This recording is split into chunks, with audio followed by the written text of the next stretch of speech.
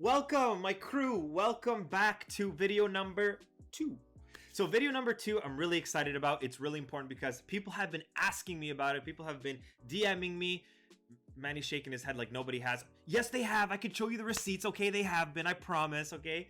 How to start investing, how to start making your money work for you.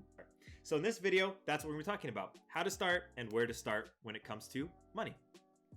Cue intro. Maybe that's the intro because I don't think we'll have one. So the first thing you want to do before you get into any kind of investing, any kind of money drop, any kind of anything, right? Just go into walk your dog. Anything that you got to do. Before you do anything, understand your why, right? Your why is the most important thing that you can do. And what do I mean? If your why is to get all the flashy, amazing, zoom in, jewelry, right? And that's no bad. Anyway, if you're in it to get the jewelry, the cars, the girls, sure. I mean, awesome. Not my why, not something that I care for because I'm not a flashy person, but define your why and make sure that you're attaining it. Now, let me put some knowledge, a key piece of knowledge for you. If your why is to get rich, congratulations, you have the same why as 40 billion other people. It's a goal, when you look at the market, it's a goal that is attainable, but what is rich to you? Somebody may have $100 and be like, yo, I'm wealthy, I'm good. Somebody may have $2 million and be like, oh, I'm good. Elon Musk is like, I'm good, you know? What is your good? What is enough? Because realistically, when it comes to money, there's actually an infinite amount you can make. There's no finite. There's a finite amount you can lose because 0 is your end. But you can't actually get to a point where you can't gain any more, right? So what is your why? In my opinion, and this is my humble, curly-haired opinion, your why should be some sort of lifestyle, right? Something that you want to do.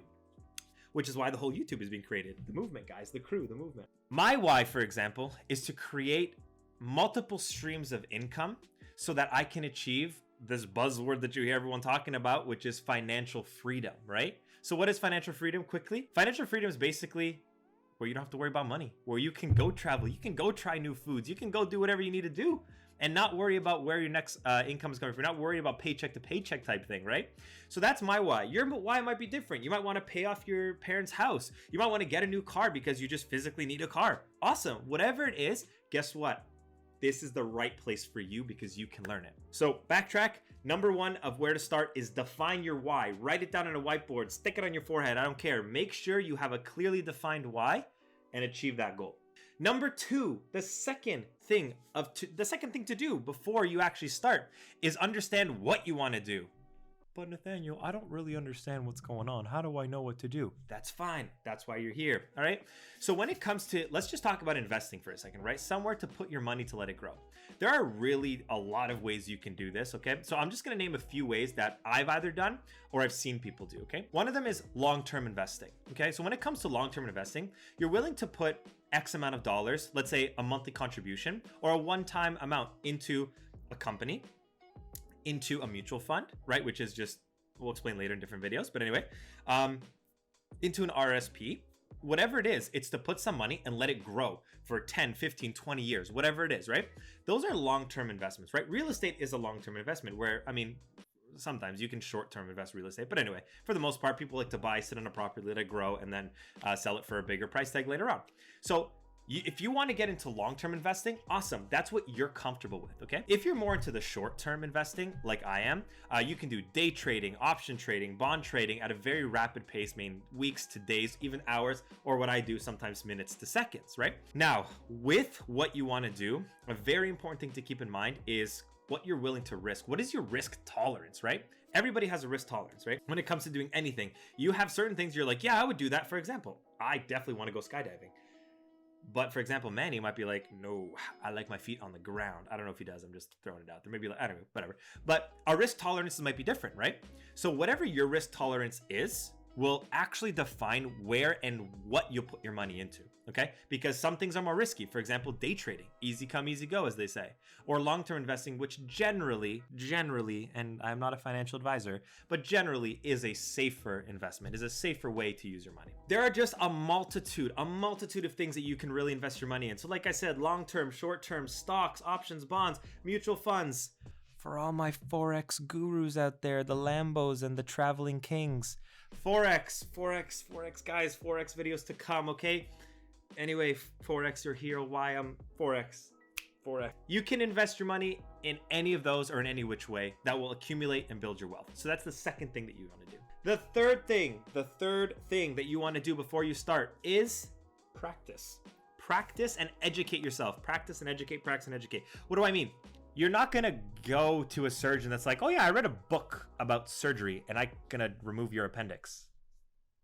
You're not going to trust somebody like that, right? So you want somebody that has years of knowledge. You want somebody that has accumulated knowledge over a long amount of time and actually has, what's the saying? Has stood the test of time. That's the saying I'm looking for. It's the same thing when it comes to trading or when it comes to investing. Do your due diligence, study, test, do whatever you need to do in order to figure out what you actually like to do, right? So I'll give an example. I actually started off on mutual funds. I started putting money into mutual funds that had X amount % return. And I basically started to build my knowledge that way, right? From there, I moved on to a lot of other things, which we'll get into other videos. And all I had to do was just practice. I continuously practiced to understand the markets, to understand money.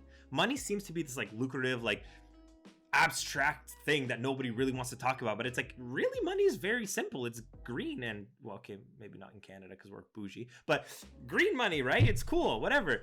It's really not that difficult to understand as long as you do the research behind it, okay? So that's number 3. Do your research, study, educate, and simulator. Simulator when it comes to trading. Simulate everything you do. Practice with fake money before you put in real money on the line. Number four. In order to invest in the market, we'll talk about the market because real estate is something else, and we'll get to real estate another time if we need to. If you want to invest in the market, you have to choose your broker that works for you. Let me give you guys a little bit of insight. No broker is out there to help you earn money. Oh my gosh, shock. So if Bobby lost $50,000, the broker is not going to say, don't worry, Bobby, we'll help you out. We'll give it to you back. Brokers are there for their own interest, which is fine. They're a business, right? At the end of the day, everything is a business. So that's what they're there for. What you have to do as a retail investor, which is individuals like us, where we work, we earn our money, and then we invest it back in the market, right? In markets, right? Don't think the market is just a stock market, right? There are many markets. We have to do our due diligence to see which broker actually fits us the best, right?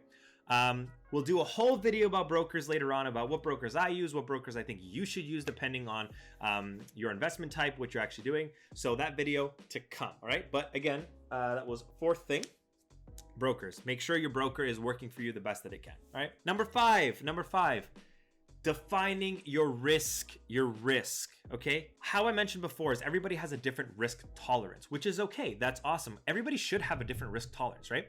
So your risk tolerance will ultimately dictate what you actually want to get into and what you can get into, right? So personally, I feel like I have a higher risk tolerance. So I actually get into day trading because I like the thrill of it. I kind of like, the return of it. It works for me. But again, a lot of times, and this doesn't always work, and people may disagree with me, but that's okay. I'm just talking about my personal opinion. With more risk comes more education and more studying, which means if you have more risk and you're willing to risk more, you actually need to do more research, right? So my GME, Diamond Hands people, some of you were awesome. Some of you did a lot of research and some of you really put money into the account.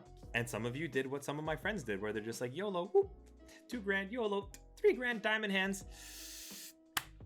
Sorry, man. I mean, if it worked out for you, cool. That's called gambling.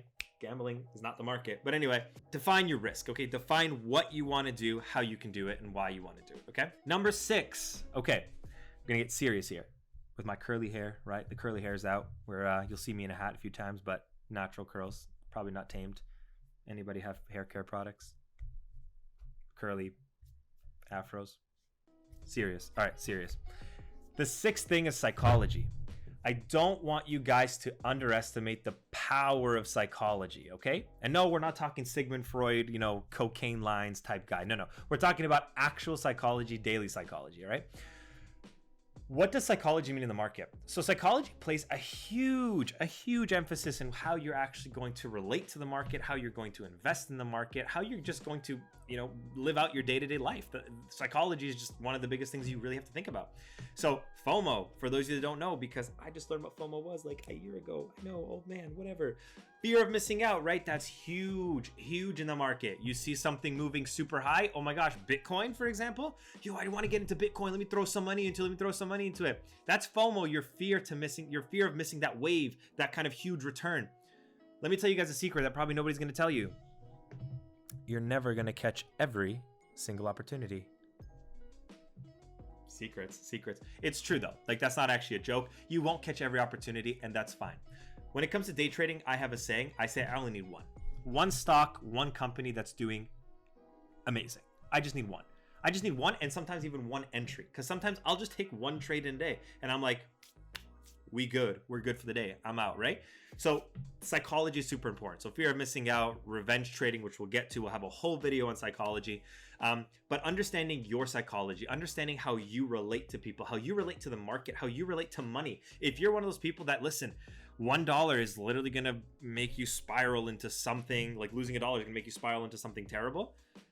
My suggestion is maybe the market isn't right for you. Maybe you should be looking at long-term investments where something won't go down so readily, right? If you're somebody that's like, yo, I got money, let's go, I'll just cake it out. Maybe day trading is for you, right? At the end of the day, I will be here to teach you and show you everything. All right. So this video was relatively short. I think it's about 10 minutes now we're getting into, probably not more, whatever. Manny can cut that out. I'm not even sure if that's real or not, but this is just kind of a brief summary of how to start, right? So again, just the key points, your why, right?